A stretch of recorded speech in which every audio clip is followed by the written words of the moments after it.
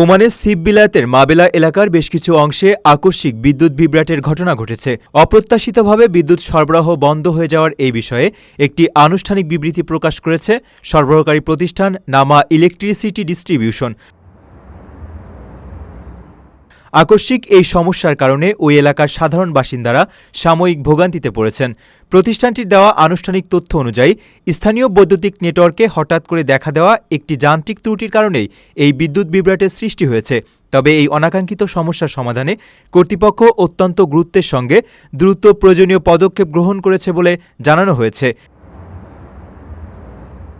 ইতিমধ্যে নামা ইলেকট্রিসিটির একটি দক্ষ কারিগরি দলকে ওই এলাকায় পাঠানো হয়েছে।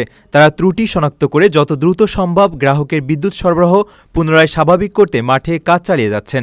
খুব দ্রুত সময়ের মধ্যেই ওই এলাকার বিদ্যুৎ পরিস্থিতি সম্পূর্ণ স্বাভাবিক হবে বলে আশা করা হচ্ছে।